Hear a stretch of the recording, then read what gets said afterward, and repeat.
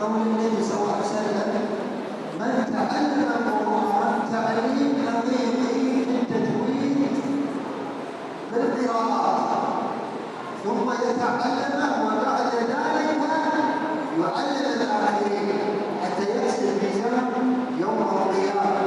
ليه؟ الميزان لا يأتي هكذا، يأتي بالتعليم. ہمارے مہمان مکرم حمد و صلاۃ کے بعد قرآن کریم اور حدیث نبوی کی اہمیت پر روشنی ڈالی کہ تعلیم میں قرآن کریم کی سب سے بڑی اہمیت ہے، اور اس کے بعد سنت رسول صلی اللہ علیہ وسلم کی تعلیم میں قرآن کریم کی تعلیم سب سے افضل بابرکت ہے. جیسا کہ مسجد حاضرہ میں کچھ تختیاں لگی ہوئی ہیں جس میں تختی پر قرآن کریم کی فضیلت پر حدیث نبوی صلی اللہ علیہ وسلم کی اس کو شیخ نے پڑھ کر سنایا کہ خیرکم من تعلم القرآن وعلمہ.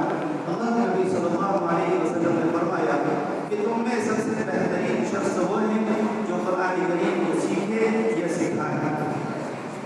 اسی طرح قیامت کی جب میزان لگایا جائے گا، ترازو لگایا جائے گا، اعمال تولے جائیں گے، تو سب سے وزنی اعمال یہ کتاب اللہ کی تعلیم، اس کو سیکھنا سکھانا ہوگا.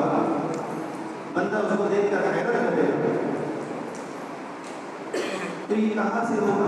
یہ سب قرآن کریم کی تعلیم و تعلم اور حدیث شریف کی تعلیم و تعلم سے اللہ تبارک و تعالیٰ دنیا کے اندر بھی آپ کو سرخرو فرمائے گا. آخرت میں في نوعة أخرى ثانية هنا اقرأ الله جل وعلا قال: اقرأ باسم ربك الذي خلق.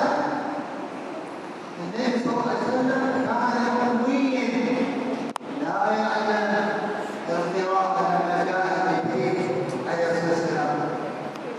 قال: اقرأ. الله جل وعلا عبر النبي صلى الله عليه وسلم عن طريق جبريل قال: اقرأ باسم ربك الذي خلق. خلق الإنسان من علق. القراءة هي أصل التعليم إلى يوم القيامة. العلم ليس إلا بالقراءة. العلم ثلاثة أنواع: الجالس مع العلماء، يجلس مع العلماء المدرسين، هذا علم. الجالس الذي يجلس وفق القرآن والسنة مصدرين: مصدر الأول القرآن والمصدر الثاني سنة النبي صلى الله عليه وسلم. العلم الثالث هو الممارسة، أن تمارس القرآن الكريم جالس ممارس. عرفت كيف؟ ثلاثة علم موجود في الدنيا: أن تكون دارسا، أم أن تكون مدارسا مع العلماء، أم أن تكون ممارسا تمارس القرآن والسنة والعلوم الدنيوية مثل العلوم الرياضية، مثل علوم الدين، مثل علوم الفيزياء. لا مانع للإنسان أن يتعلم علم الدين وعلم الدنيا.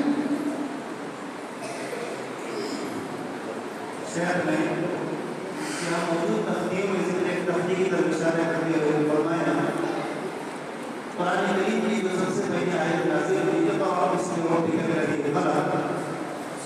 اللہ کے نبی صلی اللہ علیہ وسلم امی تھے، پڑھنا لکھنا نہیں جانتے ہیں. اللہ تبارک و تعالیٰ نے حضرت جبرائیل علیہ السلام کے ذریعے آپ کو پڑھنا لکھنا سکھایا. حضرت جبرائیل علیہ السلام کو آپ کے پاس بھیجا اور اقرأ پڑھی. اس کے بعد شیخ مقرر نے علم کی قسم بیان فرمائی: پڑھانے والا، پڑھنے والا اور علم کے ساتھ شغف اور ممارست رکھنے والا. علم کی تین گروہ بیان کی: تعلیم، تعلم اور ممارست. یہ علم کی تین اقسام. اس کے علاوہ علوم نسبیہ بھی لیکن علوم اصلیہ شرعیہ حقیقی علم جس کو کہا جائے وہ کتاب و سنت